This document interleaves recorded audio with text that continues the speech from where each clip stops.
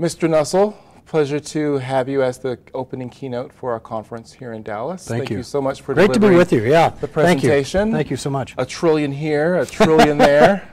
Pretty soon it's real money, right? Right. Well, I liked how you opened your presentation by making the analogy of $1 trillion to someone's household income, and in terms of dollars that make sense to them.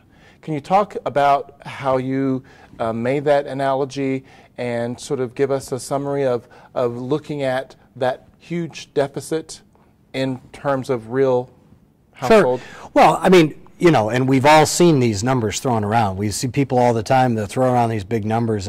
I don't know, I mean, certainly the numbers are accurate. When somebody says to you, the federal government spends $3,450 billion every year, you know it's big, you know it's, let's say it's accurate, there's no question, but can you relate to it? Can you say, oh, I understand what $3.45 trillion is all about? Of course you can. Right. And I was discovering that one of two things was happening. People were doing it because they were trying to explain what was happening, but possibly they were doing it to confuse people.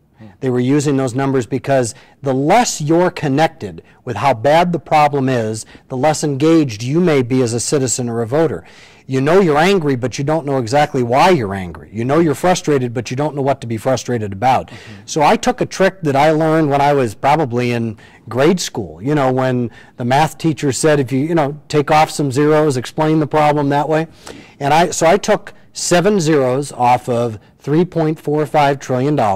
Now all of a sudden, when you remove 7 zeros, you have a $345,000 problem. That's something that typical families can relate to because of the price of their home or, the problems that they have in their expense account. So relating the expenses around a kitchen table for a family at $345,000 and how other expenses may stack up to that is a little easier for people to get their arms around and their head around than if you tell them it's $3.45 trillion. Even experts like your industry folks that deal with big numbers and deal with the books all the time, deal with valuations all the time. You broke down the categories of spending within the federal budget. I believe there were a dozen or so of them, and equated the amount of spending for each of those categories. Can you kind of discuss with us kind of an overview of them? Household, but no, that wasn't household. Well, what I tried to do is explain, in Washington you will hear the representatives talk about two different kinds, three really, but two main kinds of spending. One is called mandatory spending, which is all of the entitlements. That's Social Security, Medicare, Medicaid, food stamps, welfare programs, things that if you are eligible, you get a check. That's basically what it is. And their entitlement programs, they're growing very fast. Some are growing as much as 8 to 12% every year. Then you have another category called discretionary spending. This is everything else. Discretionary would be Veterans Affairs, agriculture, road programs, the military, education, programs like that every year have to be reauthorized and have to be reappropriated. Funds have to be reappropriated for. And I described it that way because I want people to understand that right now 2/3 of the federal government is on autopilot. It's automatically being spent on all of those entitlements, plus the interest on the debt that we've accumulated, all has to be paid. And all of that is paid even before any other decisions are made. And so if you understand that, you get your arms around how big a challenge this is going to be if you're going to try and tackle any of these individual programs. And that's what I was trying to communicate. So when people have a relative sense as to the size of the problem, they also now have to know the relative sense of the individual problems that make up that bigger problem. You spoke about the storms sort of impacting the current economic crisis, the presidential election, the fiscal challenge, cliff, right? The fiscal cliff. Can you kind of discuss each of those, especially going into this presidential election, and its impact to the economy, and what both of the candidates are and how they will impact sort of the current fiscal situation? Sure. Well, I mean, the reason I describe the political situation or the election as a storm is because storms are about unstable air. They're about air that's unstable, uncertain. It's churning. There's a lot of uncertainty in it, and that's what's happening in the election. We know how it's going to come out. You know, right now the country is split pretty much right down the middle, Republican and Democrat, and we saw President Obama being elected carrying most of the Democrats, and back then McCain carried most of the Republicans. It's really the independent voters in the middle that are swinging back and forth and kind of deciding the outcome of the election. So that's where they're concentrating their efforts. The second part is to realize that there's really only about 7 states that are undecided right now. Most of the rest of the country has already decided, are they red or are they blue? Right. And so, for instance, California, there's no race for the presidency there. The same would be true in Utah. On both sides, you have, you just know what it's going to be. But there are 7 states where that outcome is uncertain. So that's one uncertainty. The second is the economy, because the market is uncertain right now. It doesn't like the uncertainty of the election. It doesn't like the uncertainty of politics and the policy choices that are not being made in Washington.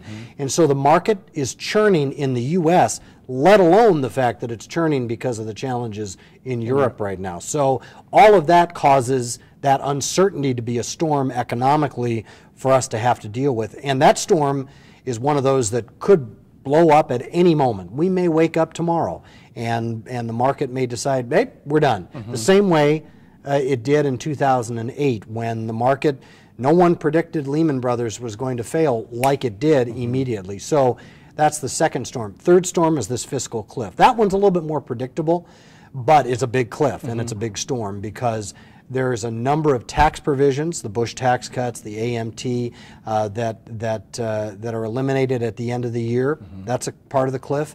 The second is an across-the-board spending cut to all federal spending on the discretionary side, not the entitlements, but the discretionary spending.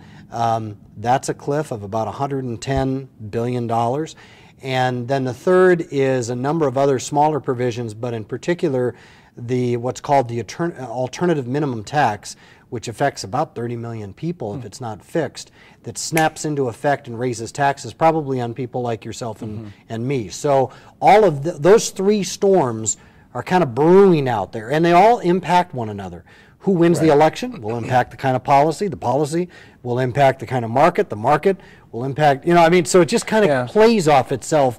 As it's kind of like that movie, The Perfect Storm, where all 3 fronts are colliding at the same time. That's what we're seeing.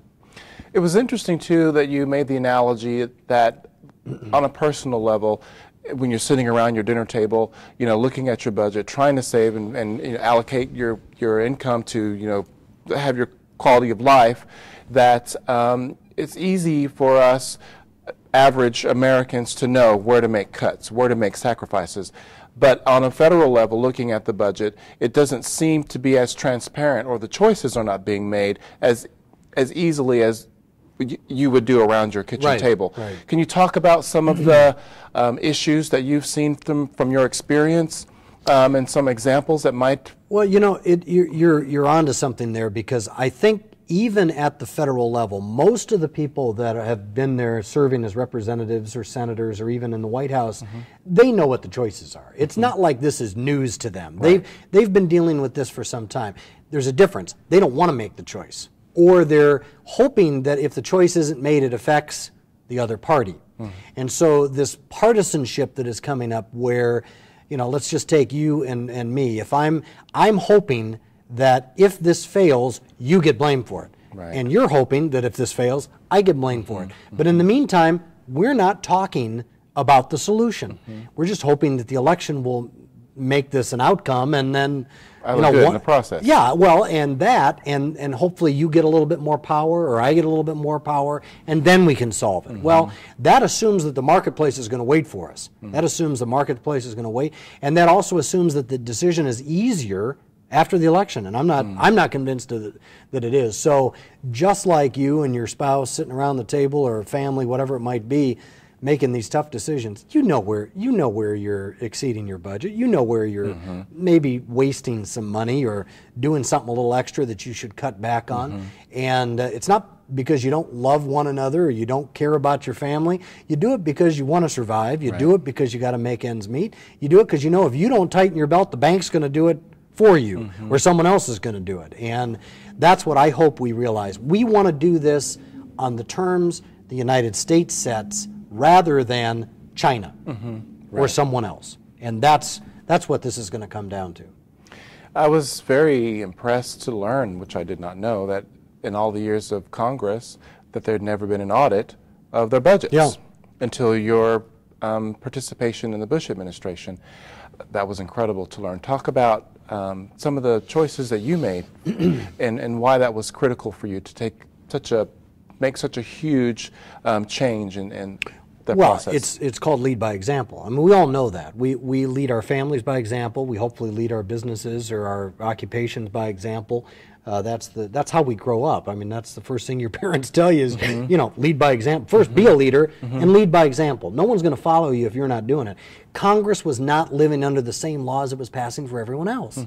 And it was blaming other people for problems and pointing out other places where the government was wasting money or where the marketplace wasn't working, but Congress wasn't balancing its own internal books. It was wasting money on junkets and things that were wasteful, or I described the example of ice buckets being delivered almost 60 years, 70 years after the invention of the ice box that didn't need the ice being delivered personally to every door anymore.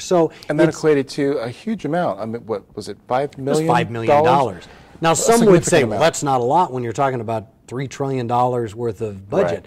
Yeah, okay, but you and I both know if you deal with the pennies and the nickels and the dimes, you're able to deal with the dollars eventually. It's a mindset too.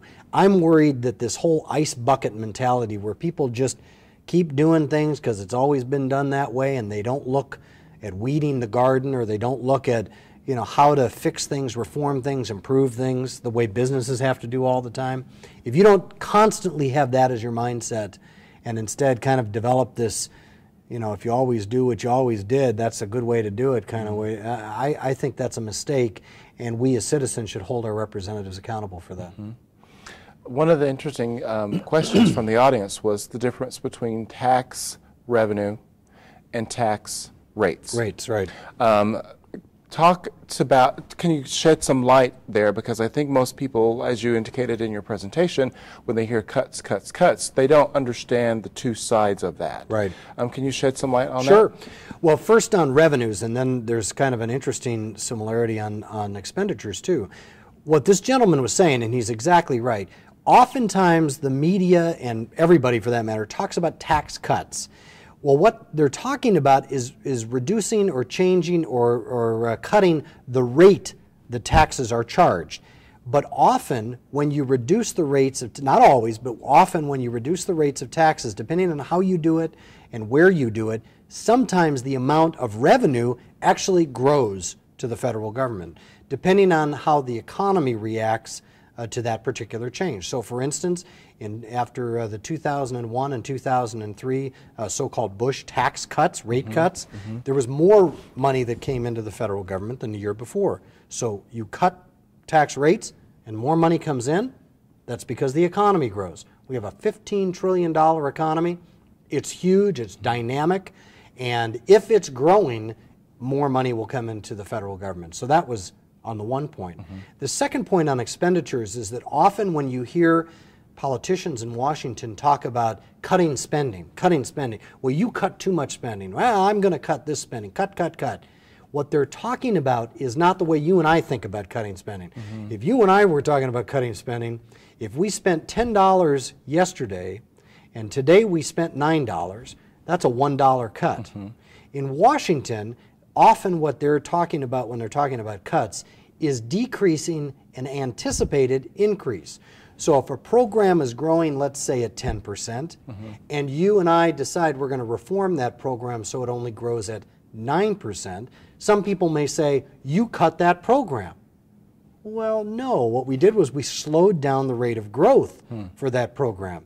Cutting a program is when you spend less next year than you did this year. At least that's how most people with Logically common sense would think of it. Yeah. Right. So I think part of it, and what I tried to do today for the group, was to just provide some context, just kind of debunk some of the things you hear about, so that, not because I wanted to make the Republicans look good or the Democrats. My gosh, there's enough blame to go around. Yeah. I wanted people to be able to engage as citizens with better information and more information than when they walked in this morning, and hopefully I accomplished that. The audience that we reach out to are probably Main Street CPAs, not so much Wall Street CPAs. Right. Oh, exactly. What would be some advice that you would give to this group of people in dealing with their clients, and not only in matters of tax, but value for business, Sure. Damages, litigation, succession and exit planning? From your perspective, what would be some advice you would give to them as they sort of navigate their professional experience with their customers and contacts? Just like I'm often asked to do, people will say, well, how's that election going to turn out? Well, I don't predict the future any more than somebody who's providing advice as a CPA or a business planner or evaluator. They can't predict the future. Right. But just like everybody, if they have perspective, if their radar is more expansive, if they can see around the curve just a little bit further than the next person, then sitting across the table from a business person who is saying, help me, help me figure this out. I'm getting older. Maybe I want to transfer it to a son or a daughter, or I just want to sell it, whatever, or I want to retire. When? How do I do that? Those are issues that often require the context and the perspective of the next 3-4 months, or next year, or next 5 years, in order to be able to determine timing and method of how to do that, as your folks know much better than I do. And so hopefully what I was able to do is to put some more tools in their toolbox to think about the next quarter, maybe the next year, maybe the next 5 years, and some of the things that are coming on the horizon that they need to think about, so that when they see them come, it's not that they're going to be able to predict them any better than you and I could, but they might be able to say, "Ooh, I remember that. I think this is how it's going to turn out as a result of the perspective I gained from Jim Nussle or from whoever it might be." I hopefully gave them a few more tools and context to be able to do that. Last question, of course, at least for me. Our immediate past president, an incredible man, and governed America through an incredibly challenging time. Do you keep up with him? Do you say hi to him? Yeah. Any fun stories that you have from him recently, hiking or biking? I mean, he's been I'm not a biker, so I've never been invited on these things, and they're treacherous too. I mean, he is President Bush is such a mountain biker, and he's very accomplished. And he runs his Secret Service detail, I remember, into the ground, and he's pretty well. He's in good shape. It's interesting. We oftentimes, and this is true for presidents, it's true for congressmen and senators. There's a lot of good people that go into public, and I'm not speaking of myself. I'm just saying that I've gotten to know a lot of these folks on a personal basis, professional basis, to be sure. They're good people. They really do care about the country. From time to time, they make mistakes, like everybody. Their judgment, when you look back at something, you can say, boy, you should have done it differently, or you should have done this. They're given the tools they're given the information and they have to make a decision. And yes, thankfully, we live in a country where you and I can take them to task. We can say, you know what? Gosh darn it, that decision you made, I disagreed with, or this was wrong, or that was wrong, or this was good, or that was bad. We live in a country where we can do that in a peaceful way. We don't have to do it like they're doing it in Syria or in Egypt, where you take to the streets to make your voice heard, or Greece even, where even in democracies. That's not the case here. We can do it at the ballot box. We can do it by challenging our elected officials, our representatives, even our presidents, and say, hey, I think you ought to make a different decision, or I think you should think about this. I would encourage your membership to do that. It is so frustrating right now to watch politics, and people will decide, I'm just staying home, I'm not going to get involved, it's so distasteful, I don't like it. Hey, as it was once said, Evil flourishes when, as the saying goes, good men do nothing. That's the saying. Well, it's true. Yeah. You let them off the hook by checking out. Arm yourself with information, ask good questions, challenge them to represent you and what you're concerned about. And if you care about the next generation, let alone yourself, forget about yourself. You care about your kids and grandkids, this is going to be on their shoulders long after you're gone. Challenge them on behalf of those who don't have a voice. Those are the things I would hope people take away from this, that yes, it can be distasteful and frustrating, but that's exactly the time to get involved, not the time to sit on the sideline. Yes, be a citizen. That's right, Get be a involved. citizen. Yes. That's right. Well, thank you so much for your service to our country. Thank you. And for delivering the keynote presentation for us this year. Very much appreciate it. My honor. Thank you. Thank you. And thank you for your constant ability to give us the facts boiled down to how we can understand it. Made great contribution to our event. Thank you very much.